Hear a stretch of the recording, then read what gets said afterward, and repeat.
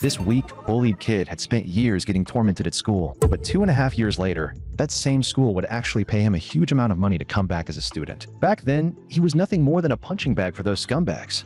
But after the school's top bully said one simple thing: don't mess with him. No one in the class ever dared to bully him again. It was a problem even the teachers couldn't solve, yet that guy settled it in an instant with just one sentence. Kwon Daegun was sick of having his entire life controlled by someone else's words, so he made up his mind. He was going to become stronger than everyone. As he trained and grew, the days flew by, one after another. He went from a helpless weakling to someone who ran 30 kilometers every single day while mastering the strongest fighting styles from around the world. During that time, his height and weight both increased a lot, and as his training became more intense, his body changed completely. When the students at school saw how much Daegun had changed, their jaws nearly hit the floor. They couldn't believe the pathetic loser from 2.5 years ago had turned into this. On top of that, they heard Daegun had become a full-blown school thug. The truth was, after Daegun got stronger, he started taking out all the anger he had held in for years. Because if he did that, no one would ever look down on him again.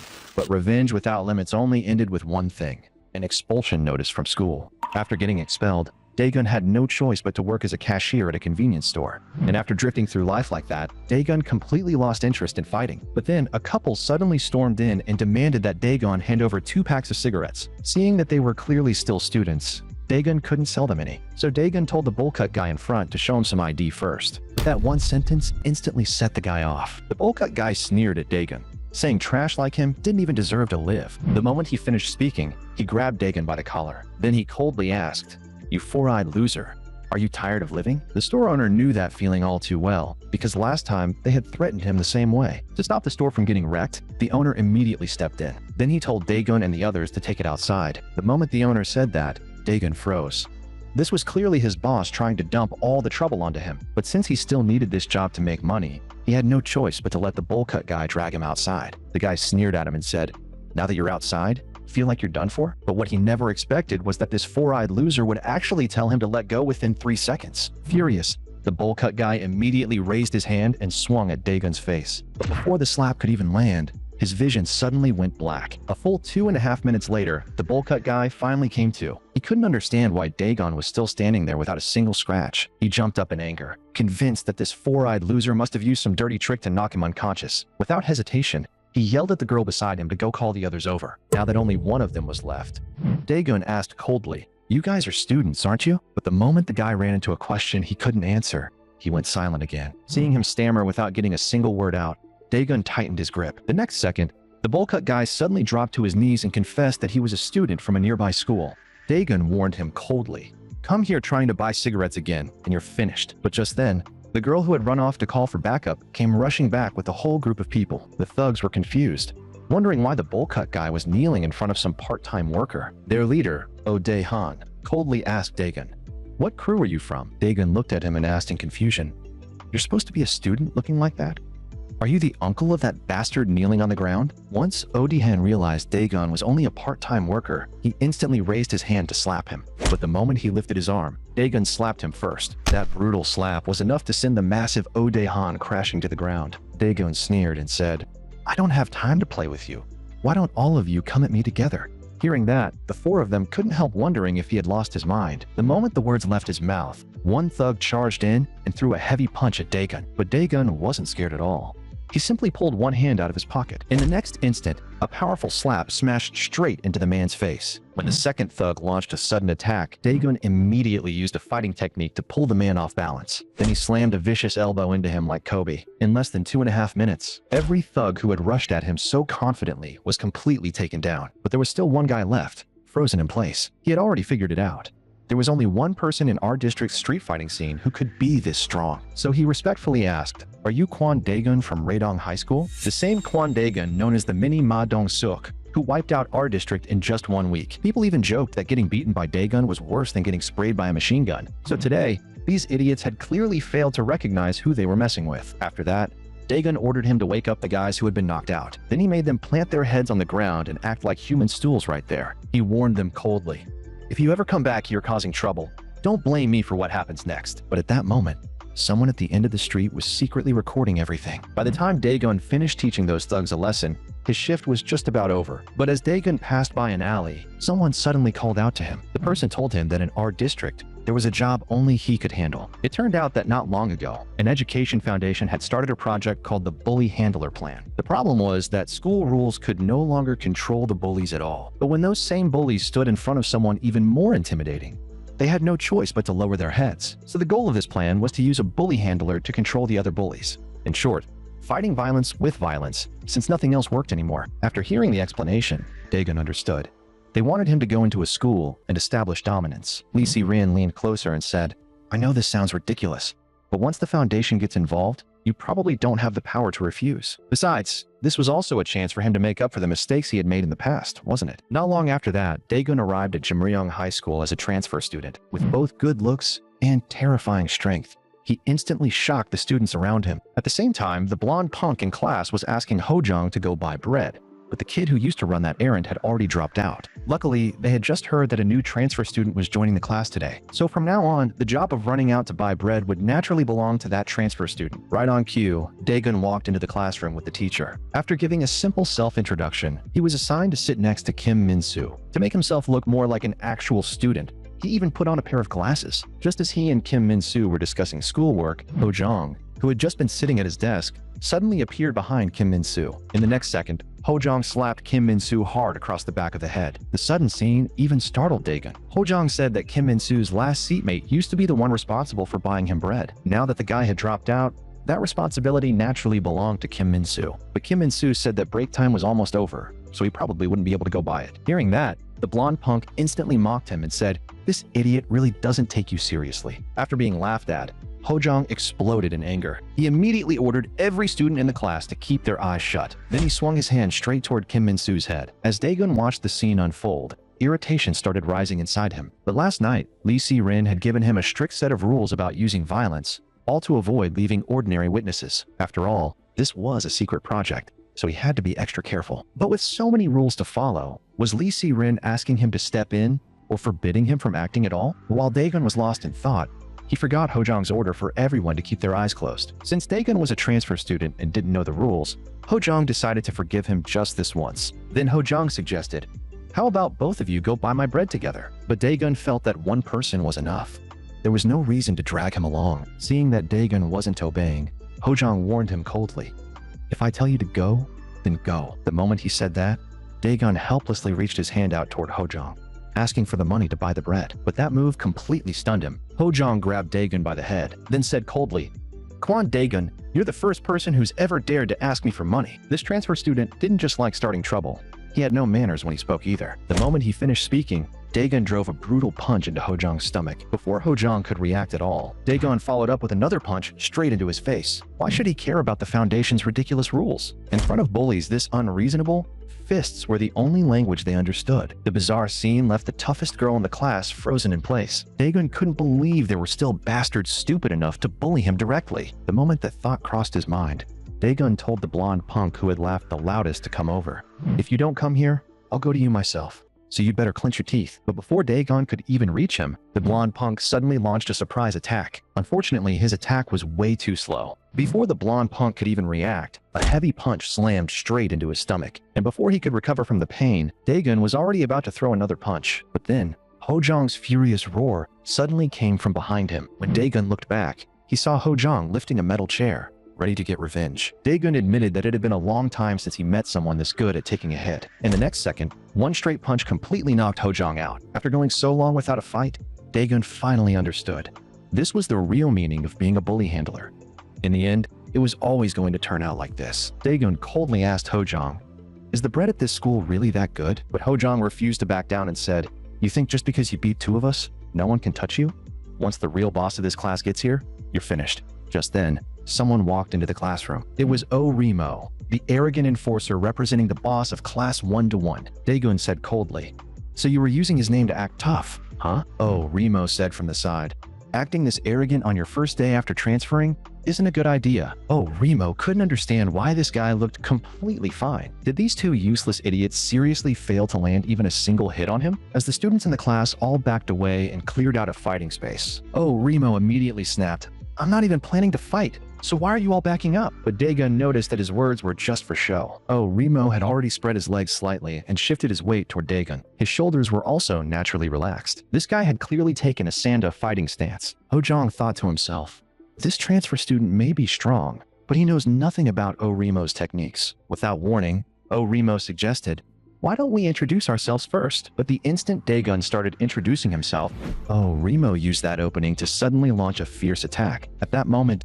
Daegun's vision was completely blocked by his opponent's hand. In other words, was this guy planning to hit his vital spot in that split second? And by vital spot, it meant the one place between a man's legs. Anyone who used that move would spend the rest of his life trapped in guilt. That was why every man recognized it as a forbidden technique. Daegun honestly thought this guy wouldn't stoop that low, but a man's defense system would still automatically protect that area. The moment Daegun moved to defend himself, Remo suddenly changed his attack pattern. And because Daegun let his guard slip for that instant, he took a solid punch from him. But the second the fist made contact, Daegun immediately stepped back to cushion the blow. The arrogant Remo kept charging at Daegun with another fierce attack. But right as Remo rushed in, Daegun stomped hard on his foot. The moment Remo was stepped on, he instantly lost his balance. Seizing that opening, Daegun grabbed him by the collar. Then he slammed Remo straight into the classroom wall. Daegun couldn't help asking, man to man, wasn't that move going a little too far? But Remo replied, so what? It's not like I actually kicked you. After all, that was just his way of greeting the transfer student. The moment he said that, Remo grabbed a stool and threw it straight at Daegun. Daegun couldn't understand how Remo could keep using such dirty tricks. But in the end, his attacks were still too slow. No matter how Remo swung, he couldn't deal any real damage to Daegun. At that moment, the impatient Remo came up with another trick. He suddenly shouted toward the other side of the room, the transfer student is mine.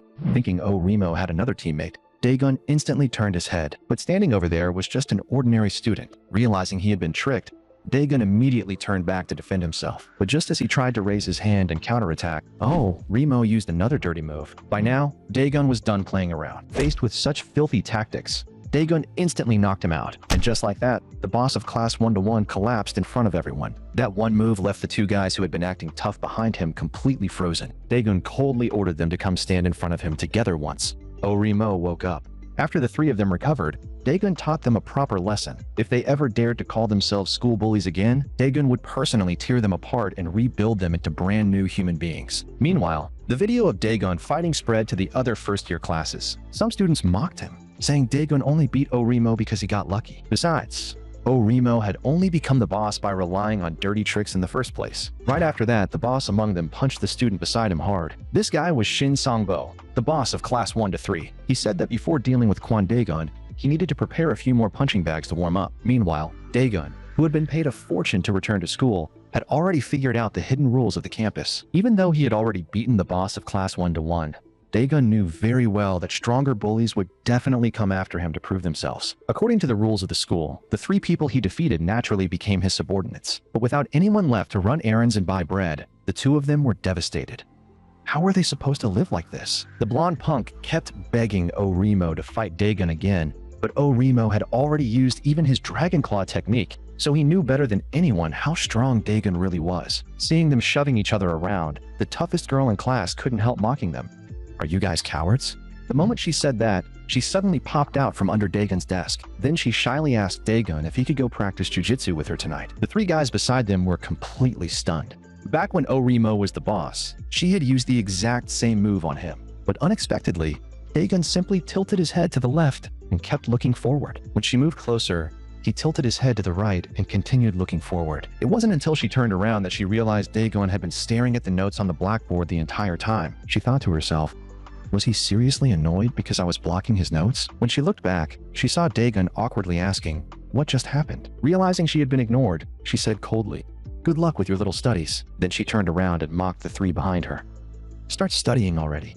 Stop thinking about revenge. But at that moment, Remo realized something. If Daegun became the boss of Class 1, then Kim Young-jung from Class 2 and Shin Sang-bo from Class 3 would definitely come looking for trouble. Right now, all they had to do was fight Daegun, and they could take control of Class 1. That also meant if either of them defeated Daegun, all of them would end up under that person's command. Realizing this, Hojong immediately declared he would rather die than become their subordinate. But just then, a figure walked in through the back door of the classroom. It was Kim Young-jung, the boss of Class 1-2. That smug, mocking look on his face was seriously irritating. The moment Kim Young-jung entered, He mocked Remo and said, "Looks like you slept pretty well after getting beaten up last night." Remo knew this guy had come here just to kick him while he was down, so he had already gripped his ballpoint pen tightly, waiting for a chance to strike. Then he warned him coldly, "Did you already forget the time you wet your pants?" But Kim Young-jung forced himself to stay calm and said he never wet his pants. Last time, he had just accidentally splashed water on his pants while washing his hands. But just as the tension between the two of them reached its peak, a voice suddenly stopped them. Daegun cut in. "You're interrupting my studying." Once Remo realized Daegun was the one speaking, he could only sit back down quietly. That voice also made Kim Young-jung realize that Daegun was now the real boss of Class 1, so there was no need for him to waste time on a defeated loser like Remo. Seeing how arrogant Kim Young-jung was, the two of them suddenly couldn't help wanting to cheer for Daegun. Then Kim Young-jung led his guy straight toward Daegun's seat. Looking at Daegun, Kim Young-jung wondered if this was really the guy who beat Remo. He looked like nothing more than an ordinary four-eyed nerd. Then Kim Young-jung told Daegun to repeat what he had just said, but Daegun kept staring straight at the blackboard and completely ignored him. Kim Young-jung snapped, "What? Are you mute now? Or are you deaf?" Seeing Daegun so scared that he couldn't even say a word, Kim Young-jung immediately claimed this was the legendary aura of a true boss. When Daegun still ignored him, Kim Young-jung reached out to snatch his notebook away. But unexpectedly, Daegun firmly grabbed his outstretched hand. In the next second, the terrifying grip made Kim Young-jung dance in pain on the spot. Daegun warned him coldly, "I have to finish organizing my notes during break. If you don't want your fingers broken, get lost." But with that much hatred in his heart, would Kim Young-jung really give up so easily? He first shouted at his underlings, "Let's go!" Then he suddenly turned back and threw a punch straight at Daegun, but Daegun had already expected scumbags like them to go back on their word. So when dealing with shameless trash like this, the only way to stop them was to use even more violence than they did. After taking one punch, Kim Young-jung instantly collapsed to the floor. Daegun warned him coldly, "Next time you pull a stunt like this, you might not just pass out." At the same time, the four people behind him were completely stunned by what they had just seen. Hojong sincerely said that forgiving others was actually 100 times cooler than getting revenge. But while they were talking, Shin Sang-bo arrived with his men. He had heard that Remo, the boss of Class 1, had been defeated by a transfer student. But Shin Sang-bo wasn't here for Remo and the others this time. He told them not to be nervous because he had no interest in defeated losers. With that, Shin Sang-bo and his underlings surrounded Daegun. Shin Sang-bo said, "You started fighting right after transferring here, and now you're pretending to be a good student? After you beat Remo, I was worried you might start calling yourself the boss and throwing your weight around." Watching scumbag after scumbag show up, Daegun was already starting to lose patience. Daegun said immediately, "You showed up with a bunch of underlings. That makes you look pretty weak." But Shin Sang-bo told Daegun he had better keep that arrogance until the very end, because after school, he might not live to see tomorrow's sun. He also reminded Daegun to prepare himself mentally, because he was nothing like those losers around Remo. After hearing that, Daegun sighed in frustration. "Why is everyone so enthusiastic on my first day?" Meanwhile, the toughest girl started worrying about whether Daegun might actually lose. After all, becoming Shin Sang-bo's subordinate meant acting as a human punching bag every single day. Hearing that, Remo was the first to object. So, Remo immediately came over to Daegun's side. He said Shin Sang-bo was different from Kim Young-jung and even himself. After all, Shin Sang-bo was someone who had actually learned real boxing techniques. So to avoid becoming Shin Sang-bo's subordinate, Remo planned to help Daegun this time because he knew the secret to defeating Shin Sang-bo. After hearing that, Daegun thought to himself, "Are any of the bullies at this school actually strong?" But Remo continued as if he hadn't heard him. Shin Sang-bo had apparently been training in boxing since he was little. But even though he trained in boxing, he had no interest in boxing matches at all. The reason he practiced boxing was simply so he could bully his classmates. Shin Sang-bo made the students in his class act like punching bags for his training every single day. And they all knew exactly what happened to a punching bag in the end. But when Shin Sang-bo gave an order, not a single person dared to stand up and resist. What happened afterward was easy to imagine. Those students were treated brutally. Some of them were beaten so badly, they even threw up their lunch. But even with things getting this ugly, no one dared to step forward. Did they really think the bullies would stop just because everyone kept enduring it? Meanwhile, on the other side, Daegun had already gotten his lunch. Looking at the school cafeteria food, Daegun couldn't help thinking about the expired food he used to eat back at the convenience store. At the same time, a few guys from the athletic department had also heard about Daegun. They couldn't believe a transfer student had knocked down a first-year boss with a single punch. But they also heard that after school today, the transfer student was going to fight Shin Sang-bo one-on-one. That would finally prove whether this transfer student had won through luck or through real strength. Just then, the toughest girl and the other three sat down beside Daegun. But even during lunch, Remo still wouldn't stop talking about Shin Sang-bo. To be honest, his fight with Shin Sang-bo still wasn't really over, and he had only fought Shin Sang-bo properly one time. In fact, that fight could barely be called a fight. It was basically Orimo taking a one-sided beatdown. Shin Sang-bo used his advantage as a long-range fighter and kept moving with flexible footwork. Not only did he dodge every single one of Orimo's attacks, he could still hit him from every angle without breaking a sweat. The only reason Orimo won that time was because Shin Sang-bo got careless and he managed to shove him against a wall. And since he didn't want to lose, Orimo had no choice but to use the forbidden technique sealed away by all men. That whole story almost scared the newly transferred Daegun half to death. After all, what kind of person fights while constantly aiming at another man's family jewels? To sum it up, Shin Sang-bo was a long-range fighter with extremely strong defense. But just then, a few pieces of seasoned bellflower root suddenly landed on Daegun's lunch tray. The ones who came over were Shin Sang-bo's underlings. With their boss backing them up, they spent every day acting however they wanted. One of them said he didn't like squid strips, so he was giving them to the transfer student as a special gift. The other underling beside him joined in and said, "We're giving you a gift, and you're still not grateful? Take it or leave it." Instantly, Daegun grabbed the arrogant underling beside him hard. Daegun reminded him coldly, "This doesn't look like the squid strips you mentioned." Seeing the underling stammer and say it wasn't a big deal, Daegun asked coldly again, "Where are the squid strips you were talking about?" But just as he was about to handle the real issue, his phone suddenly rang. When he checked it, he saw a message from Lee Si-rin. Daegun knew what she meant. She was warning him to keep a low profile, but when he turned back, the two underlings had already secretly slipped away. In the end, the most annoying people were actually the lackeys around the bullies. The truly strong ones never bothered with those cheap little tricks. After lunch, Daegun was about to head back to the classroom and continue organizing his notes. But unexpectedly, he ran into the guy who had just provoked him in the cafeteria. The moment the guy saw Daegun, he instantly turned around and ran in the opposite direction. Even after getting caught, the underling still arrogantly said, "You're going to regret this." Because according to the school's rules, you couldn't just attack the underlings of another class boss whenever you wanted. Only after defeating Shin Sang-bo would Daegun have the right to order him around. Seeing more and more students looking over, Daegun dragged the underling to a place where no one else was around. Then he drove a heavy punch straight into the guy's stomach. After that, Daegun asked coldly, "So as long as I beat Shin Sang-bo, I can hit you whenever I want, right?" The underling lying on the ground said Shin Sang-bo should be in the classroom right now, beating up his punching bags. Hearing him say punching bags, Daegun realized that Shin Sang-bo really was human trash. But weren't scumbags like that exactly the kind of people the bully handler was supposed to deal with? With that thought in mind, Daegun walked down the hallway and found class 3. But suddenly, a student was thrown hard behind the door. Shin Sang-bo, who was currently beating up his punching bag, also noticed the figure watching from outside. He told one of his underlings to go check what was happening at the door. But unexpectedly, the person standing there was his opponent after school, Kwon Daegun. As Daegun looked at the bullied student, it was like seeing his old self. Even after being beaten, that kid could only go home and lie, saying he had fallen by accident. Daegun knew exactly how powerless it felt to be treated like a punching bag, because that was something he had personally experienced. Vicious bullies like this would never reflect on themselves, and the adults would only pretend they saw nothing. The most ironic part was that the person who solved Daegun's problem back then was another bully who was even stronger, using a bully to take down other bullies. Maybe that method really was the right one.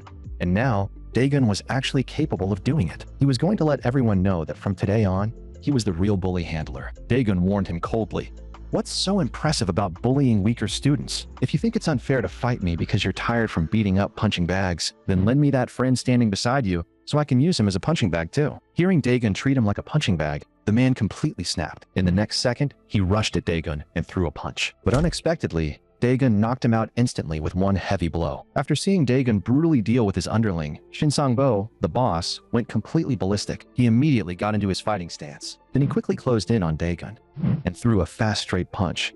But Daegun was no pushover either. With one slight sidestep, he dodged the fierce attack. Facing Shin Sang-bo, a professional boxer, Daegun didn't panic at all. During the fight, he could feel that Sang-bo was genuinely fast. Every time Sang-bo attacked, he deliberately pulled back and created distance, but he could immediately close that distance again and continue chasing Daegun down. His natural fighting talent, combined with specialized training, made both his punches and footwork incredibly fast. But no matter how fast Sang-bo's punches were, Daegun could still catch the timing in the opening after each attack. At that moment, Daegun's fist was already right in front of Sang-bo's face. In the next second, a heavy straight punch slammed straight into him. Although Sang-bo used his speed to block the punch with his arm, the numbness shooting through that arm told him one thing: Daegun's strength was terrifying. But a numb arm wasn't a big deal, because he had already figured out Daegun's fighting pattern. What he needed to do now was keep his footwork at maximum range. Then he would rush in instantly and bait Daegun into throwing a punch. And the moment Daegun attacked, Sang-bo would pull back to the farthest possible distance. That meant he could reverse the situation and catch Daegun's timing after his attack. But unexpectedly,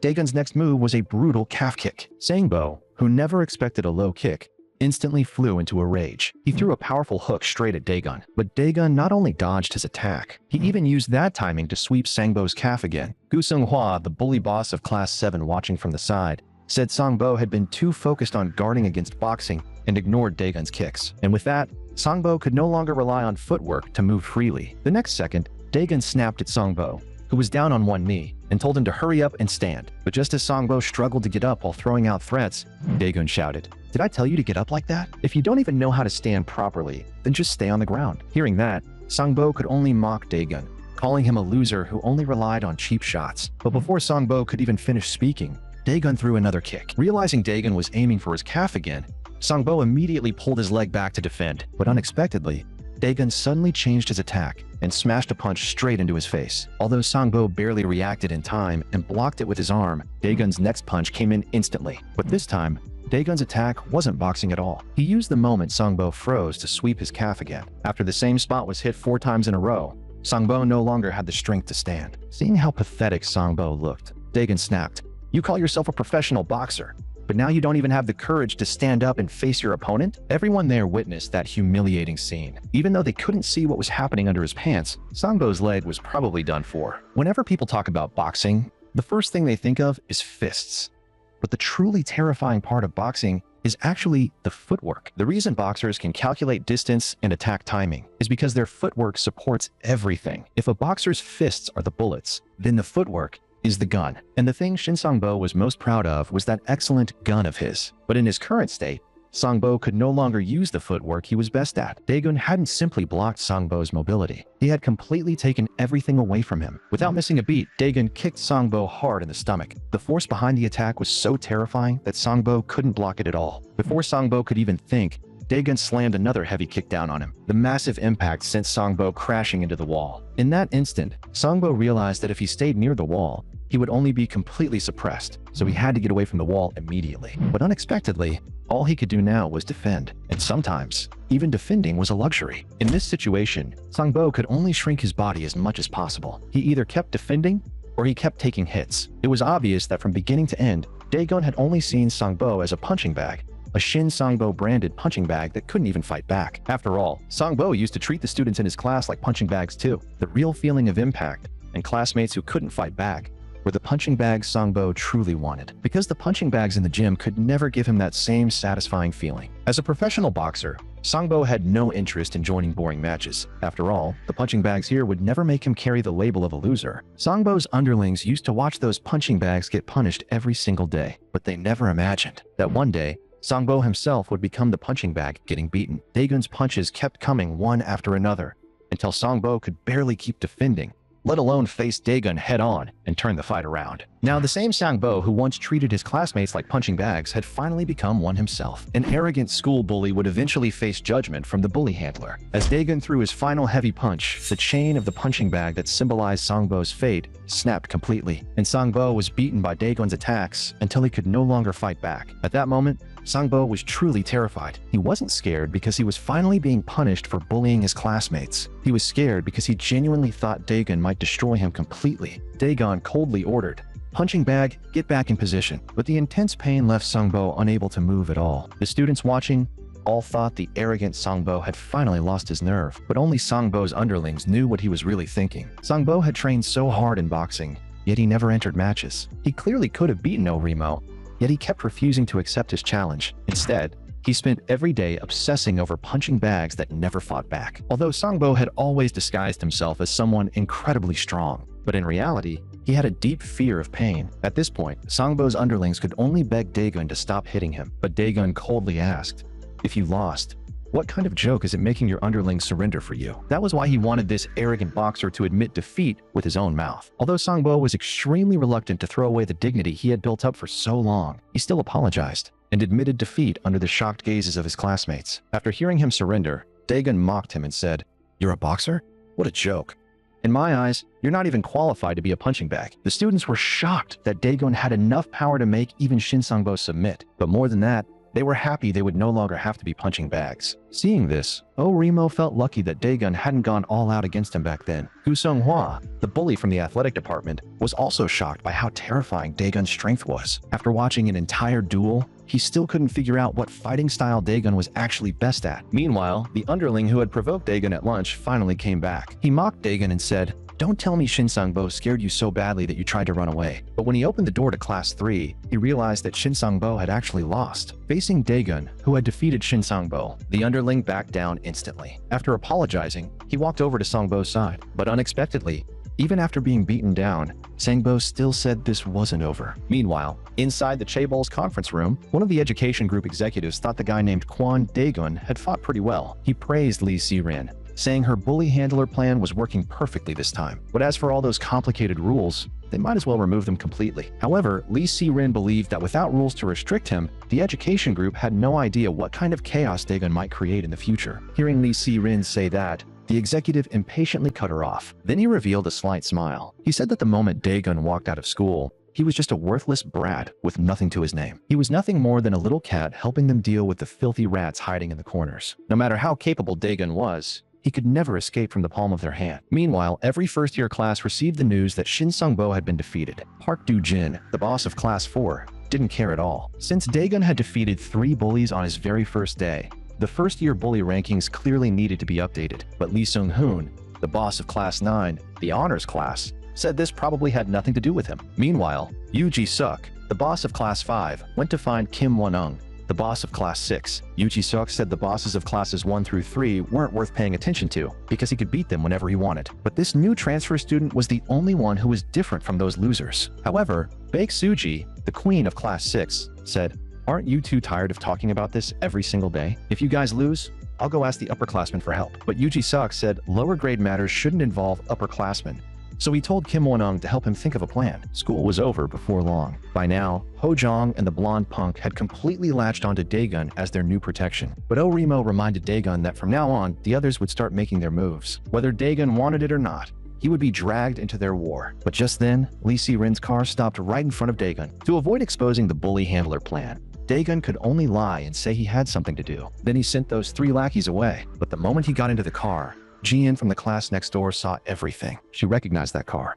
It belonged to Lee Si-rin, the chairwoman of the education group. But why would Lee Si-rin be involved with this transfer student? Jian was sure that vile woman had to be plotting something again. Meanwhile, Lee Si-rin teased him and said, "Your first day of school was pretty eventful, wasn't it?" Daegun thought Lee Si-rin had come today to scold him. But unexpectedly, not only did she not punish him, she actually praised what he had done. On top of that, from now on, the group would lift as many restrictions on Daegun's actions as possible. In other words, they wanted Daegun to keep handling the bullies the same way he did today. Although that meant he no longer had to wait for the bullies to provoke him before acting, how did Lee Si-rin know so clearly what had happened at school? In other words, from his very first day after transferring, she had already started monitoring him from every angle. Could her spy actually be his seatmate, Kim Min-soo? Then again, the incident had already spread through the entire school. So as the chairwoman of the education group, there was no way Lee Si-rin wouldn't know. 2.5 hours later, Lee Si-rin brought Daegun to a luxury apartment complex. She told him this would be his new place to live from now on. Daegun, who was used to sleeping under an overpass, experienced the comfort of a sofa for the first time. But for some reason, he felt like the whole place carried the scent of a woman. Hearing that, Lee Si-rin immediately clarified, "I used to live here." But Daegun completely misunderstood, thinking she meant they would be living together. Realizing where his thoughts were going, Lee Si-rin immediately cut off his ridiculous fantasy. She explained that the education group was currently very satisfied with Daegun's performance, but if Daegun caused trouble outside of school, the group would immediately terminate their cooperation with him. In other words, his only mission was to keep those lawless delinquents under control. After relaying the group's requirements, Lee Si-rin turned and left the room. Then she walked toward the hallway on the floor directly below Daegun's apartment. Because hidden there was a secret known only to Lee Si-rin, the chairwoman of the education group. Meanwhile, the clueless Daegun was still enjoying the excitement of his new home, completely unaware that Lee Si-rin was right below him. When Daegun went to school the next day, he was unsurprisingly called into the office. After all, none of the teachers at the school knew anything about the bully handler plan. All they knew was that everything Daegun had done made him look like an absolute delinquent. But that scene was seen by Jian,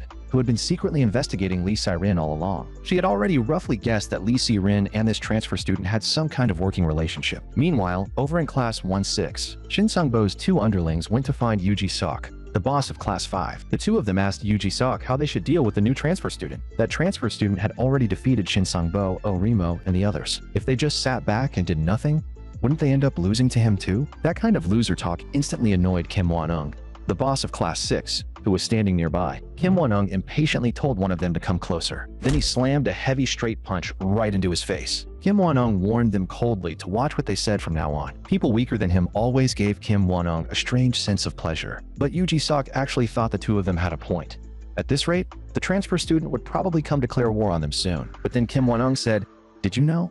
Most games these days have added an auto battle mode, and that mode has become extremely popular. Looking at reality, maybe they didn't need to fight the transfer student themselves to defeat him." Meanwhile, Daegun was on guard against anything that might be used to monitor him, and Kim Min-soo, who never wore glasses, had somehow started wearing them today. Confused, Daegun immediately asked Min-soo if his glasses had a camera installed in them, but seeing that familiar beaten-down look on Min-soo's face, Daegun could only change the subject. He asked Min-soo why he had suddenly started wearing glasses, but unexpectedly, Min-soo answered that he had actually been wearing glasses for a long time. It was just that Ho-jong used to target people with glasses and force them to run errands. So Min-soo, afraid of being bullied, had no choice but to switch to contact lenses. Hearing that Ho-jong was responsible again, Daegun immediately snapped at him. Understanding the situation, Ho-jong instantly dropped to the floor and started doing a headstand as punishment. Meanwhile, the delinquent outside the window also noticed Daegun, the transfer student everyone at school was talking about. And the one who noticed Daegun along with that delinquent was Jian from Class 9. But while Jian was distracted, she accidentally bumped into the delinquent in front of her. The delinquent, angry that his observation had been interrupted,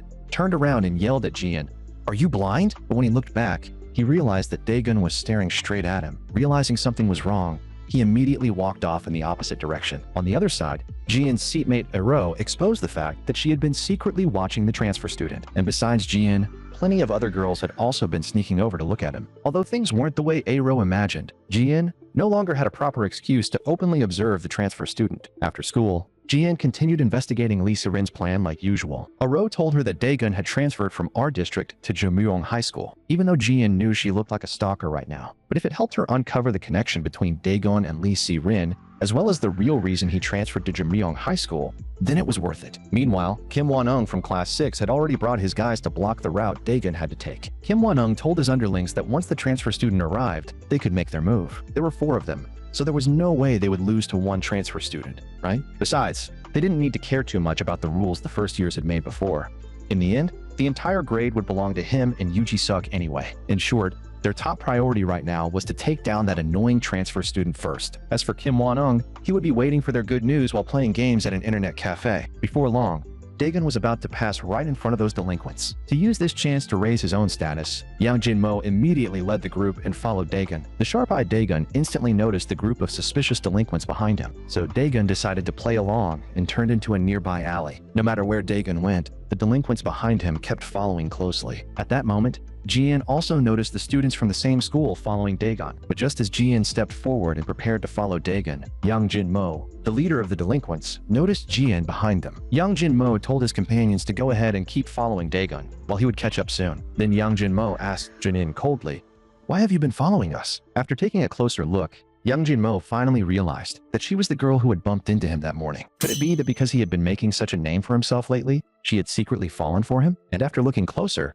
she was actually pretty cute. Hearing that, Jian immediately pushed him away and said, "Whoever falls for a gorilla like you is seriously unlucky." Seeing Jian act so disrespectfully, Yang Jin-mo instantly flew into a rage. In the next second, he suddenly raised his hand, ready to slap Jian across the face. At the critical moment, Jian immediately pulled out the pepper spray she carried with her. After being sprayed in the eyes, Yang Jin-mo instantly lost the ability to keep running his mouth. But unexpectedly, the commotion attracted all of Yang Jin-mo's companions back over. The delinquents also recognized Jian as a student from their school, but they weren't the type to go easy on a girl, so they immediately started closing in on her. Unexpectedly, just as they were about to act, Daegun called out from behind them and stopped them, and none of them expected Daegun to appear at that moment. Daegun got straight to the point and asked, "You guys have been following me. Do you need something? If you have business with me, then why don't we go somewhere else and talk?" But when they arrived, they realized the place had already been taken by people from Bonjun School. The two of them were Lee Young-man and Cha Jin-woo, lower-grade professional enforcers from Bongun School. Facing these nameless small fries, the two naturally didn't take them seriously. But Yang Jin-mo quickly explained that Kim Won-ung had sent them here. Once the two from Bonjun heard Kim Won-ung's name,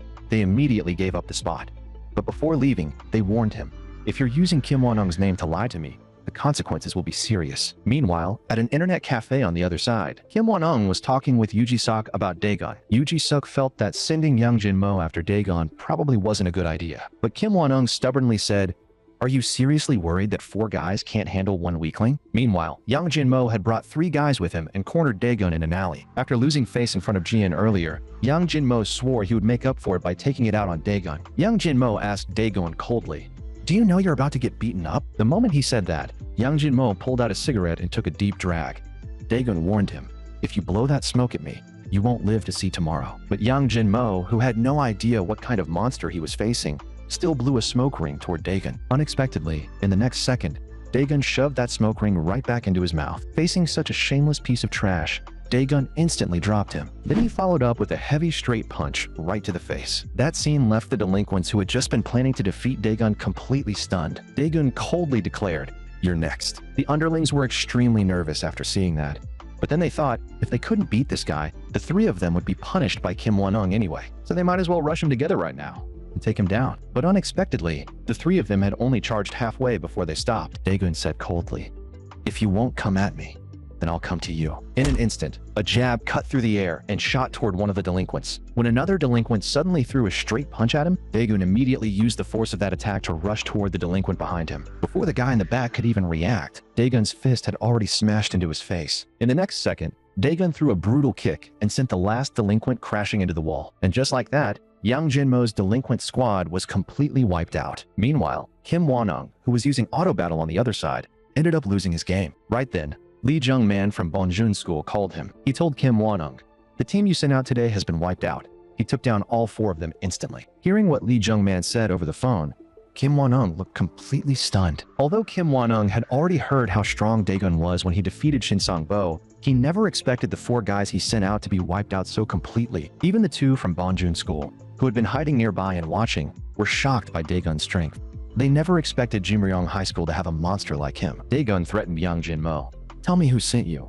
Don't tell me it was that Kim Won-ung you mentioned earlier." After Daegun exposed the truth, Young Jin-mo's mind instantly went blank. He still wanted to make excuses, but under Daegun's overwhelming pressure, he couldn't say a word. After struggling internally for a while, he finally told the truth and gave up Kim Won-ung as the mastermind. Then Daegun took out his phone and saved Young Jin-mo's number. He also ordered Young Jin-mo to bring Kim Won-ung to him tomorrow. But the next day, Daegun couldn't find Kim Won-ung anywhere. Young Jin-mo stubbornly insisted that Kim Won-ung really wasn't at school today. Since Kim Won-ung refused to come to him, Daegun decided to pay him a visit himself. Instantly, Daegun appeared at the entrance of Class 6. With one glance, he spotted Yang Jin-mo hiding inside Class 6, refusing to come out. Knowing exactly how strong Daegun was, Yang Jin-mo could only keep begging him to stop. The sight of a bully being punished instead left the students completely stunned. But just then, Baek Soo-ji, the self-proclaimed queen of Class 6, appeared behind Daegun. She never expected that besides Kim Won-ung and Yoo Ji-suk, someone else would actually dare to mess with Young Jin-mo. Baek Soo-ji said,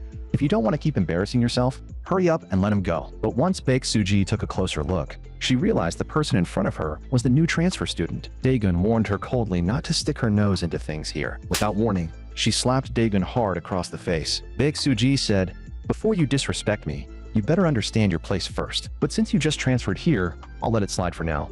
By the way, you should know Baek Soo-hyuk, the upperclassman boss of Jimryong, right?" Facing Baek Soo-ji's reminder, Daegun didn't take it seriously at all. His attention was already on Kim Won-ung, who had suddenly appeared behind him. Kim Won-ung raised his leg and kicked Yang Jin-mo hard. Before Yang Jin-mo could even beg for mercy, Kim Won-ung grabbed him again. Then he slapped Yang Jin-mo brutally across the face. After finishing his punishment, Kim Won-ung finally noticed Daegun behind him. He warned him coldly, "Acting this tough as a new transfer student isn't a good look." Seeing that Kim Won-ung had no intention of explaining what happened yesterday, Daegun, now free from those restrictions, instantly threw a straight punch at him. But unexpectedly, that punch was blocked by Yoo Ji-suk. Yoo Ji-suk couldn't understand why 2 people who had just been talking suddenly had to start fighting. Although he was the boss of Class 5 and had no right to interfere with the next class's business, if Daegun had just transferred here and was already picking fights with them, then he couldn't blame them for turning against him as a group. But just as Yoo Ji-suk tried to throw Daegun, he realized something was wrong. Because even though he was using all his strength,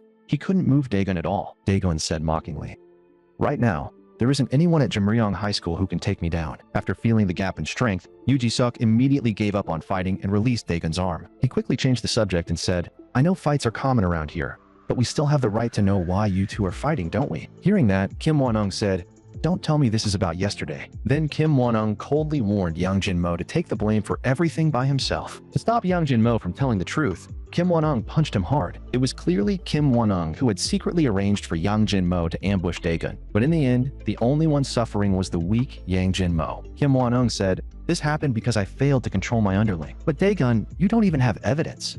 So how can you accuse me?" Daegun could have revealed the evidence Yang Jin-mo had given him, but seeing that Yang Jin-mo was also a victim here, he chose not to mention it for now. Yoo Ji-suk said, "We're not interested in these so-called power rankings. So if you don't have anything else to do, stop wasting your energy." On the surface, Daegun left class 6 and went back to class, but in secret, he was already preparing to launch a new round of the bully handler plan. From the moment Kim Won-ung suddenly appeared and took Yang Jin-mo away, to the way Yoo Ji-suk from class 5 desperately tried to distance himself from Yang Jin-mo, the only real victim in this entire situation was Yang Jin-mo. Meanwhile, Kim Won-ung was punishing the 4 underlings who had failed. He couldn't understand how 4 guys he sent out couldn't even handle 1 person. To get rid of Daegun completely, Kim Won-ung had no choice but to call Lee Jung-man. Lee Jung-man was a lower-grade enforcer from Bonjun Vocational School. Kim Won-ung wanted Lee Jung-man to bring Cha Jin-woo and the others with him.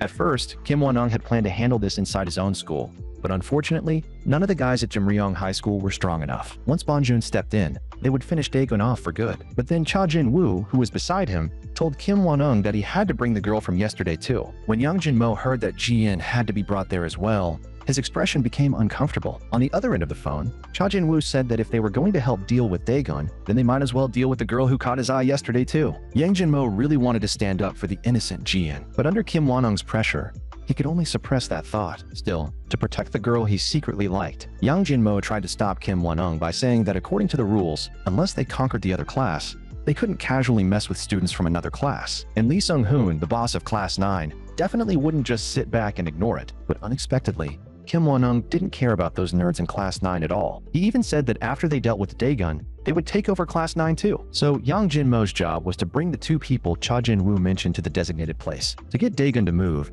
Yang Jin-mo approached him under the excuse of apologizing for what happened yesterday. While expressing his apology, Yang Jin-mo suggested treating Daegun to tteokbokki after school. But for some reason, whenever Daegun looked at Yang Jin-mo, he couldn't help feeling a little sympathy for him. Since Yang Jin-mo was also a victim, Daegun naturally didn't refuse his request. After setting things up with Daegun, Yang Jin-mo turned his attention to Ji-in. Yang Jin-mo said that inviting her for tteokbokki was simply his way of apologizing for yesterday. And because he knew she wouldn't feel comfortable, he had also invited Daegun to come with them. When Aero heard that the handsome transfer student was going too, she said she wanted to come along as well. Faced with Aero's request, Ji-in had no choice but to accept Yang Jin-mo's apology invitation. But deep down, Yang Jin-mo felt terrible. How is what I'm doing any different from being a scumbag? Dragging an innocent girl into this while forcing myself to smile like an idiot? But just as Yang Jin-mo was feeling guilty about what he was doing, he noticed Kim Min-soo nearby. Back when he was observing Daegun, Kim Min-soo had been Daegun's seatmate. To make up for all the bad things he had done, Yang Jin-mo came up with the perfect idea. After school, the 3 of them followed Yang Jin-mo toward the tteokbokki shop. But come to think of it, not a single shop around here was open. Sensing that something was wrong, Daegun immediately questioned Yang Jin-mo about what he was really planning today. But just as Yang Jin-mo was about to answer, he suddenly became nervous. When they looked in the same direction as him, they realized that a group of delinquents had gathered there. At that moment, Daegun finally realized that Yang Jin-mo's so-called apology had been nothing but bait. Even though Yang Jin-mo kept explaining that Kim Won-ung had forced him into this, Daegun said coldly, "Anyone who makes a mistake has to pay for it." At that moment, the enforcers from Bonjun School thought Yang Jin-mo was such a useless loser that Daegun, who had only beaten someone like him, couldn't be that strong either. But Cha Jin-woo reminded them that they absolutely couldn't let their guard down against Daegun. After all, he was the strongest person he and Lee Jung-man had ever seen. But Min Byung-gwan, one of their ace enforcers, said Daegun really didn't look like much. After all, no one had ever looked into his eyes and beaten him before. Lee Jung-man said from the side that Min Byung-gwan's eyes might actually be enough to defeat him, because in a fight, people had to focus on reading their opponent's gaze. But Min Byung-gwan's unfocused eyes made it extremely difficult to judge his movements. But unexpectedly, Daegun's instant reaction left Lee Jung-man frozen in place. In a single moment, Daegun neutralized the attack and took Min Byung-gwan hostage. Realizing something was wrong, Lee Jung-man immediately yelled at Min Byung-gwan to surrender. But Daegun, who had already taken control, had no intention of letting him off. Only when Min Byung-hwan's arms dropped powerlessly did Dae-gun finally let go. That ruthless scene left everyone there frozen in shock. Dae-gun warned them coldly, "Surrendering doesn't mean you get forgiven. After all, didn't you all come here with the intention of taking me down? And you even dragged innocent students into this. Since you crossed a line this dirty, you should have been prepared to get destroyed by me too, right?" Then Dae-gun said, "To avoid wasting time, why don't all of you come at me together?" Those arrogant words instantly enraged the guys from Bonjun's school. Making sure their attack routes didn't overlap, the 5 of them surrounded Dae-gun at once. Facing a group attack from multiple professional enforcers, Dae-gun immediately came up with a plan.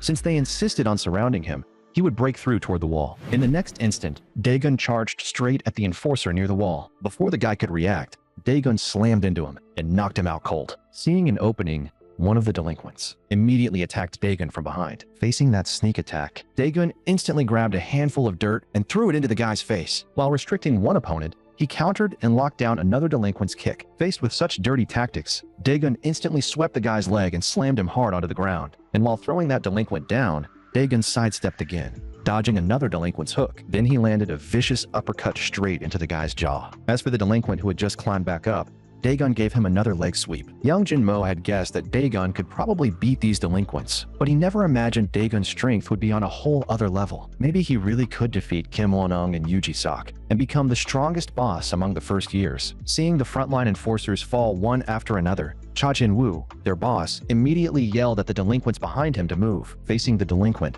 rushing straight at him, Dae-gun instantly stepped forward to meet him. The guy's heavy attack was dodged by Dae-gun with a quick evasive sidestep. And while dodging, Dae-gun drove a brutal punch straight into the delinquent's stomach. Before the guy even had a chance to scream, Dae-gun landed a perfect finishing blow. Facing the final delinquent left, Dae-gun instantly kicked him hard. Before the guy could react, Dae-gun swept his leg again and finished him off. At that moment, all 7 ace enforcers led by Cha Jin-woo had been taken down. Dealing with 7 people at once was definitely a little tiring, but now only the 2 of you are left. But then Lee Jung-man told Cha Jin-woo that Dae-gun had handled group attacks more than once before. When the 2 of them charged at Dae-gun together earlier, Dae-gun had actually stepped into the same straight line as them before the encirclement could form. That way, the people behind would be blocked by the people in front and wouldn't be able to help. You may be strong, but don't tell me you think Bonjun has no one left. Just then, a new group of delinquents from Bonjun Vocational School arrived. The newly arrived delinquents were confused.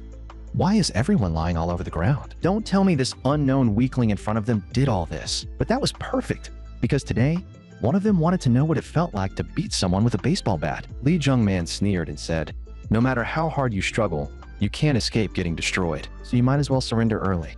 That way, we might beat you a few times less." But just then, a voice came from behind them. Who said Jim Ryong only has him? Dae-gun was surprised to find that his seatmate Kim Min-soo was here too. When he turned around, he saw the familiar faces from Class 1. After hearing that their boss was fighting alone, Oh Rimo immediately brought Ho Jong and the blonde punk over. Although Oh Rimo was still annoyed that Dae-gun had taken his position as boss, they were all from Class 1 now, and he couldn't just stand by and watch him get destroyed. After Dae-gun asked what happened, he found out that Yang Jin-mo had secretly told Kim Min-soo about Bonjun's perfect plan for today. Lee Jung-man snapped at Yang Jin-mo. Wasn't this supposed to be a secret? Aren't you afraid of going back to Jeomryong High School and getting beaten by Kim Won-ung?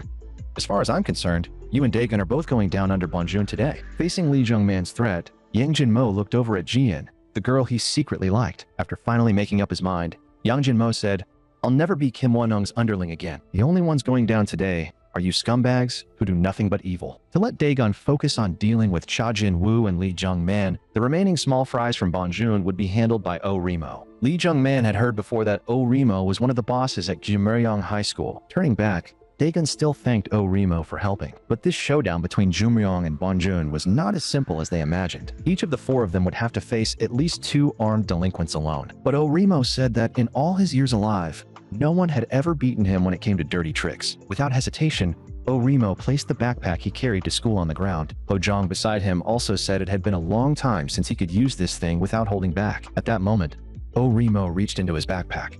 Since these idiots wanted to use baseball bats as weapons, then he would simply use this metal one to play along. The moment he said that, the blonde punk and Ho Jong each pulled out the weapons they had brought with them. Dae-gun was shocked. Did these guys seriously come to school carrying nothing but weapons? One of the guys from Bonjun had heard rumors about a red-haired expert who mastered every kind of weapon, but that legendary person clearly wasn't their age. But the blonde punk beside him knew they were actually talking about Oh Rimo's older brother. Oh Rimo then provoked them and said, "Hey, You with the baseball bat. Do you even know how to use a weapon? Why don't I give you all a lesson today? Instantly, the delinquent charged straight at Remo with the baseball bat. Remo thought to himself. When beginners use a baseball bat, they usually raise it from the upper right and then swing it down diagonally. Even though I have no idea how to deal with that kind of attack. The first move is obviously to throw chalk dust in the guy's face. The moment his opponent's vision was blocked, Remo smashed a brutal hit into his stomach. Before the guy could react, Remo used the forbidden technique recognized by all men once again. That egg-cracking pain made the delinquent hurt so badly that he couldn't even stand. Then Remo finished him off instantly with a vicious kick. Seeing this, the guys from Bonjoon were stunned. How could someone be this shameless? Without giving them time to process, Remo picked up the baseball bat the guy had dropped. Then he snapped at the remaining delinquents. Since you dared to come here, stop hiding in the back like cowards. Seeing Remo's stance, the fat guy from Bonjoon suddenly mentioned the legendary dual blade style. Remo got into his fighting stance and said, "Since you're too scared to come at me, I'll strike first. And here's a reminder. Protect your weak spots." Facing someone as dirty and shameless as Remo, the opponent immediately charged in. But unexpectedly, the delinquent's heavy straight punch was dodged by Remo with a quick evasive sidestep. Then Remo picked up the baseball bat and started brutally teaching those evil delinquents a lesson. Seeing Remo expose his back, one delinquent immediately rushed in with a sneak attack. At the critical moment, Hojong threw a sudden straight punch and sent the sneak attacker flying. The delinquent immediately yelled at Hojong, "How can you just suddenly interfere?" In response to that question, Hojong simply pulled out a wrench from his family's auto repair shop. At that moment, the remaining small fries from Bonjoon frantically searched the ground for usable weapons. But before one of them could even find a weapon, the blonde punk blasted him away with a punch. Seeing the blonde punk expose his back, another delinquent immediately charged up, ready to land a brutal kick. At the critical moment, young Jinmo suddenly kicked the sneak attacker away. Daegun said, "The numbers advantage you were so proud of has already collapsed." But unexpectedly, Lee Jung-man said, "I learned wrestling. I'm better at one-on-one fights. Even if you can beat 100 people, that doesn't mean you can handle a wrestler." Lee Jung-man immediately took off his jacket, ready to test Daegun himself. Without warning, Lee Jung-man closed the distance and tried to grab Daegun. But Lee Jung-man never expected that Daegun could break through. The leg takedown he had trained for 2.5 years with just 2 moves. Seeing Lee Jung-man in danger, Cha Jin-woo immediately stepped in to help. A sudden leg sweep forced Daegun to deal with Jin-woo's attack first. But once Daegun dodged Jin-woo's attack, he could no longer avoid Lee Jung-man's grab. Lee Jung-man said, "You should know what it means to get grabbed by a wrestler." Without warning, Lee Jung-man used a shoulder throw and lifted Daegun up. A shoulder throw is a wrestling technique that sends the opponent over the back and slams them hard into the ground. At the critical moment, Daegun instantly grabbed the edge of the wall beside him. Then he pushed off the wall for leverage, making Lee Jung-man lose his original balance. But after finally grabbing Daegun, Lee Jung-man couldn't let go so easily. Unable to shake him off, Daegun could only keep rolling to the side. Lee Jung-man also realized that if this continued, he would be crushed underneath Daegun. But Daegun's reaction was so fast that he no longer had time to dodge. Seeing Lee Jung-man in danger again, Cha Jin-woo immediately stepped in to help. A sudden leg sweep forced Daegun to deal with Jin-woo's attack first. Daegun was annoyed. Why is their teamwork so flawless? At that moment, Lee Jung-man declared, "Since you've already figured out my wrestling, we'll switch to Jin-woo's best style, hit and run distance control." With that, Jin-woo instantly shifted away and maintained the distance between himself and Daegun. Then he threw a powerful sweeping kick straight toward Daegun's head. Taking advantage of Daegun's dodge, Jin-woo finally landed a hit. Lee Jung-man wondered to himself, did Jin-woo's attack pattern actually gain the upper hand? But as Jin-woo kept throwing kicks, Daegun realized he was using Taekwondo. The most effective way to deal with kicks was to shorten the straight line distance between them. Realizing what Daegun was thinking, Jin-woo immediately continued controlling that distance. But Daegun was done playing along.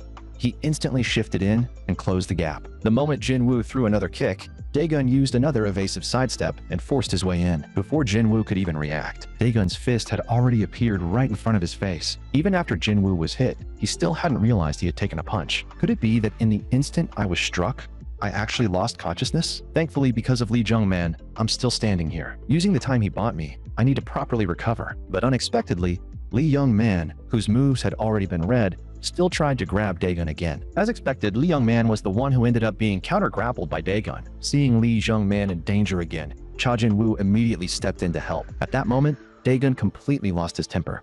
"I seriously can't stand this beautiful friendship between you two." Facing Jin-woo's sudden sweeping kick, Daegun said he had already seen through it. The moment Jin-woo was left standing on only one leg, Daegun immediately swept him down. After losing his balance, Jinwoo naturally crashed to the ground. Then Daegun kicked him hard. Looking at these delinquents who had done nothing but evil, Daegun immediately pulled his fist back and built up power. Without hesitation, a heavy punch slammed straight into Jinwoo's face. And with that, Cha Jinwoo, the lower grade enforcer from Bunjun School, completely fell. As for the last one left, he had better hurry up and crawl over obediently. Lee Jung-man couldn't understand it. They were the same age. So why did this feel like getting crushed by a completely different class of fighter? This monster named Daegun was unaffected by both strikes and grapples. Jung-man couldn't even imagine how he was supposed to beat him. But even so, Lee Jung-man still decided to try one final grapple. But Daegun was already sick of Lee Jung-man's grappling. A powerful straight punch instantly sent Lee Jung-man flying. Before Jung-man could react, Daegun immediately grabbed him. Then Daegun used that momentum to slam Lee Jung-man heavily into the ground. That humiliating position made Lee Jung-man instinctively feel danger. Daegun said coldly, "You already have no strength left, so why are you still struggling? Your friend interrupted us earlier. Now let's continue what we didn't finish." In the next instant, a heavy straight punch smashed straight toward Lee Jung-man. But for someone as rotten as Lee Jung-man, one punch was definitely not enough. At this point, Lee Jung-man could only keep begging Daegun to stop. He said he knew he was wrong for interfering with Jim Ryung's business, but that half-hearted apology only made Daegun even angrier. He couldn't understand how someone could do something terrible and think one apology would make it all go away. Before Lee Jung-man could react, Daegun immediately reached under his neck. The intense choking sensation made Lee Jung-man beg for mercy like crazy. But Daegun said, "You're going to pay the price for helping Kim Won-ung. As a student from another school, you had no reason to interfere in Jim Ryung's affairs. Or maybe you think you know who will rule Jim Ryung High School in the end. Will it be Kim Won-ung? Or will it be me, the guy currently choking you?" After saying that, Daegun ordered him to take these delinquents and disappear for good. The defeated Lee Jung-man couldn't believe it. The gap between them was actually this huge. After dealing with Lee Jung-man, Daegun regrouped with Remo and the others. "Oh," Remo said, "since everyone's here, why don't we go deal with that dirty coward Kim Won-ung together?" But when it came to dealing with Kim Won-ung, Daegun said, "I already have another way." More importantly, he needed to thank them for risking danger to help him, and for dragging Jian and Aro into this, Daegun apologized to them as well. But unexpectedly, Jian said, "This was your fault from the start. People like you existing at all is the problem. You go around fighting everywhere and drag innocent people into it. In my eyes, all of you are nothing but disgusting thugs. No matter what happens, you only know how to solve things with your fists. People like you should crawl into some corner and disappear on your own." After hearing that, Hojong felt that she had a point, but her words were still pretty hurtful. As Jian's seatmate, Aro understood why she reacted that way. Jian's younger brother had fallen into a vegetative state because of violence. So whenever Jian faced a violent scene, it was only natural for her to become emotional. Meanwhile, on the other side, Daegun had his arm around Young Jin-mo while talking things over. Young Jin-mo said, "I caused all of this myself, so I can't blame anyone else. But at the very least, I want to properly apologize to the innocent people from earlier." But Daegun said, "Then who exactly caused all of this in the first place?" That sudden question instantly made Young Jin-mo think of Kim Won-ung. Meanwhile, Kim Won-ung's auto battle failed again on the other side. This chain of hints made Kim Won-ung, who was hiding in the dark, start to panic. But without warning, Young Jin-mo and the other three appeared in front of him. Kim Won-ung snapped at them. "If you're going to talk, take your hands out of your pockets." But this time, Young Jin-mo could no longer obey Kim Won-ung's orders. In the next second, Young Jin-mo stepped forward and stood in front of the bully who had tormented him. His clenched fist showed that he had finally had enough of Kim Won-ung's oppression. Instantly, a brutal straight punch slammed straight toward Kim Won-ung's face. If the people who committed wrongs were forced to feel the same pain as their victims, would they admit their mistakes and reflect on what they had done? At that moment, Kim Won-ung was being surrounded and attacked by all four of them, and he could no longer hold on. To avoid getting caught by the four of them, Kim Won-ung immediately ran in the opposite direction. But before he could get far, he almost tripped over a roadblock. Seizing that chance, Young Jin-mo kicked Kim Won-ung hard. That powerful kick instantly sent Kim Won-ung flying. At that moment, Young Jin-mo shouted at him, "Didn't you always love ordering us around? Now that you're making that scared face, you actually look kind of cute. Today, I, Young Jin-mo, swear that from now on, I'll never do your dirty work again." By the next day, the news that Young Jin-mo had beaten up Kim Won-ung had already spread through the school. No one expected that Kim Won-ung, who always acted so tough, was actually all talk and no bite. At that moment,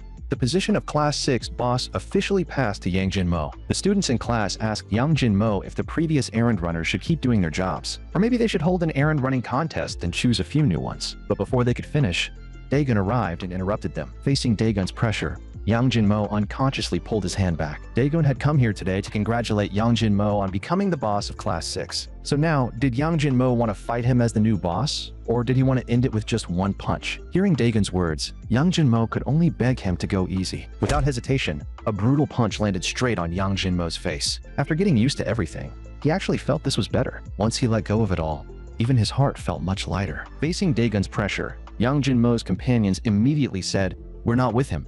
We disbanded 3 seconds ago." Daegun said, "Stop gathering together to play these bully games.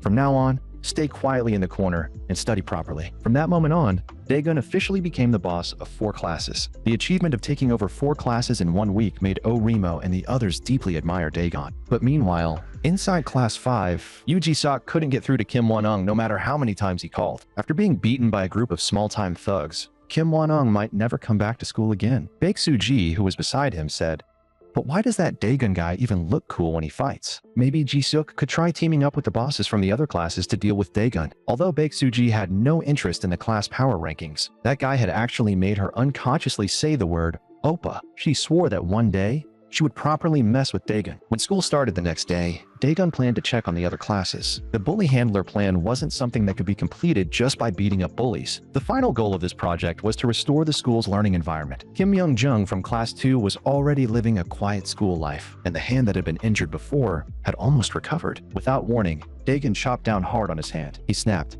"You'd better stop acting out of line from now on. If I hear any bad news about you again, I'll break that hand for good." After Shin Sung-bo from Class 3 dropped out, the class became much more peaceful. Even Yang Jin-mo from Class 6 had now given up fighting and started studying seriously. To become worthy of Jian, the top-ranked student, Yang Jin-mo was going all in. At that moment, Daegun also came to Class 6 to continue his inspection. When Baek Soo-ji saw the guy who had made her unconsciously call him Appa, she couldn't help getting shy. After Yang Jin-mo finished reporting the situation, Daegun left. Once Daegun was gone, Baek Soo-ji immediately ordered the people beside her to call Yu Ji-sok over. Baek Soo-ji asked him, "How did the alliance discussion go yesterday?" In Baek Soo-ji's mind, the whole point of the alliance was to bully the handsome Daegun, and she wanted to deal with Daegun the way a queen punished her servant. Although Yu Ji-sok maintained decent relationships with the remaining classes, besides forming an alliance, there was no other way to get rid of Daegun now. To prevent the remaining first-year classes from being taken over by the transfer student, Yu Ji-sok, the boss of Class 5, invited the remaining class bosses to a meeting. Lee Sung-hoon saw through him right away.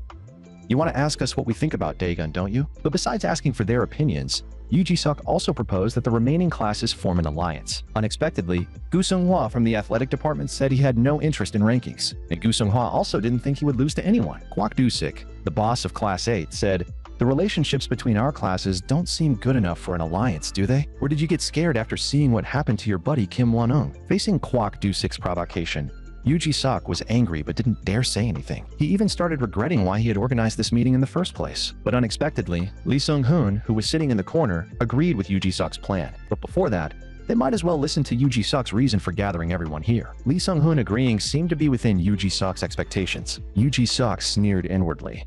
After all, this guy is basically a general promoted from a group of nerds. He's probably the weakest among all the class bosses, so an alliance is naturally beneficial for him. The reason Yu Ji-sok proposed this alliance was simple. The first-year rankings had been completely thrown into chaos by Daegun. Unexpectedly, Gu Sung-hwa said from the side, "The strong rule over the weak. That law has never changed, so you weaklings can join this alliance yourselves." And Park Do-jin, known as the mad dog of the first years, also agreed with Gu Sung-hwa. Seeing everyone start to leave, Kwak Do-sik couldn't sit still anymore. Before leaving, he mocked Yu Ji-sok and said, "Don't tell me someone actually thinks an alliance will work." Facing his provocation again, Yu Ji-sok said, "I already let you slide once earlier, didn't I?" But unexpectedly, Kwak Do-sik didn't take Yu Ji-sok's strength seriously at all. To prevent a fight from breaking out, Lee Sung-hoon immediately stepped in and separated them. Lee Sung-hoon said, "Put your personal grudge aside for now.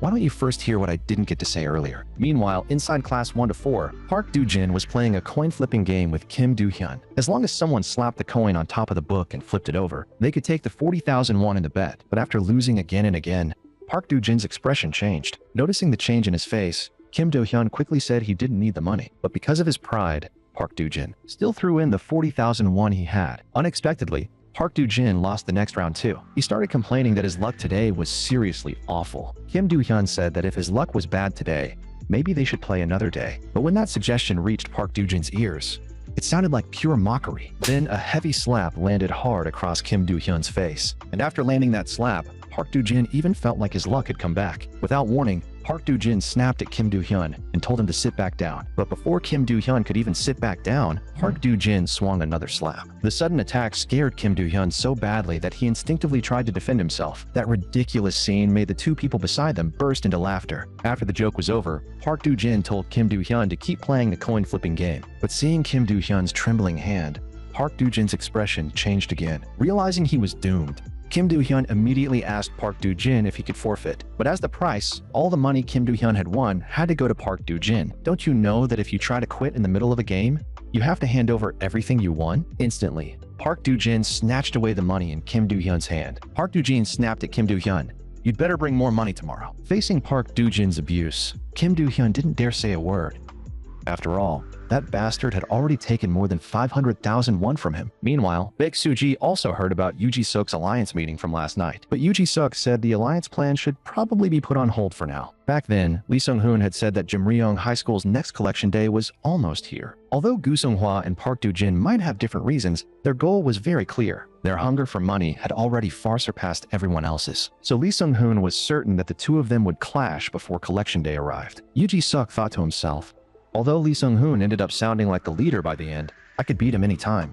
So maybe that isn't such a bad thing. Seeing how cowardly Yoo Ji-suk was acting, Baek Soo-ji had no choice but to step in herself. That night, Park Do-jin and his group gathered outside. One of his underlings said, "Jimryong High School's once-a-year collection day is almost here. So before collection day arrives, why don't we take over a few more classes?" Hearing that, Park Do-jin said, "I was thinking the same thing, as long as they defeated the biggest prize." Kitwan Dagon, the 4 classes under his control would all be absorbed into Class 4. Then one of his underlings suggested opening a betting pool under the excuse of a sparring match between the two of them. And if they set Park Do-jin's odds high before betting on him themselves, wouldn't they make a fortune? But unexpectedly, while they were still talking, 3 huge men walked toward them. Once they realized these men were former seniors from Jimryong High School, they immediately lowered their heads and acted respectful. But in this situation, Yuk Ja-hung looked a little troubled. After all, he hadn't expected the customer's target to be his own juniors. From their conversation, Park Do-jin realized that Kim Do-hyun had actually hired people to deal with him. Facing Park Do-jin's furious glare, Kim Do-hyun was so scared that he couldn't say a word. But then Yuk Ja-hung made it clear that he separated personal feelings from business. Since he had taken the money, he would just treat this as educating his juniors. Unexpectedly, those words made Park Do-jin burst out laughing. This guy joins an organization and thinks he can bluff his way around. In the end, he's just acting as a hired thug for a student. That mockery completely enraged Yuk Ja-hung. He swore that this time, he wouldn't hold back out of old feelings, and he definitely wouldn't stop halfway. Without warning, Yuk Ja-hung raised his fist hard, ready to teach Park Do-jin a lesson. But unexpectedly, facing the attack, Park Do-jin chose to counter with his head. Park Do-jin sneered. "Why is your punch so soft?" Right after, a heavy hook slammed straight into him. Park Do-jin mocked him and said, "You're this fat, so that punch just now shouldn't affect you, right? If it didn't, then I'll give you an even bigger one." After taking 2 brutal punches to the stomach, Yuk Ja-hyun was already in too much pain to stand. Park Do-jin didn't give him a chance to beg and smashed another straight punch into his face. And just like that, Yuk Ja-hung, the leader of the group, collapsed pathetically in front of everyone. "With all that fat on you, what right do you have to act tough? That's not muscle. You're just a bunch of walking bags of lard. Since you had enough money to feed these 3 pigs, that means you must still have plenty of cash on you, right? I'm your boss, and you didn't give that money to me. Fine, but you actually spent it feeding 3 useless pigs?" Before he even finished speaking, Park Do-jin pulled back his fist and charged at one of them. Before the man could react, a brutal straight punch slammed into his stomach. Seeing that Park Do-jin was about to follow up with another punch, the large man beside him immediately rammed into Park Do-jin and sent him flying. After being blindsided and knocked away, Park Do-jin used his powerful core strength to steady himself. Then Park Do-jin instantly drove a knee strike straight into the man's face. Even when the large man behind him suddenly tried to grab him, Park Do-jin only used a fraction of his strength to force him to let go. Then a brutal elbow strike smashed straight into the man's face. Spinning around, Park Do-jin slammed another punch into him. After dealing with the 2 of them, Park Do-jin snapped at Kim Do-hyun. "You'd better hand over the money." But seeing how bad the situation had become, Kim Do-hyun had already prepared to run. Still, Park Do-jin actually enjoyed the feeling of chasing prey. But unexpectedly, Yuk Ja-hung suddenly swung a metal pipe at him from the side. Unable to dodge in time, Park Do-jin had no choice but to take the hit head-on. Luckily, one of Park Do-jin's underlings suddenly interrupted Yuk Ja-hyung's attack from behind. Seizing that chance, Park Do-jin instantly charged up a straight punch. The heavy punch smashed straight into Yuk Jae-hyung's face. This time, Yuk Jae-hyung truly had no strength left to fight back. But after Park Do-jin finished dealing with all three of them, he realized Kim Do-hyun had already used the chance to run away. Still, by the next day, that kid would definitely come back to school.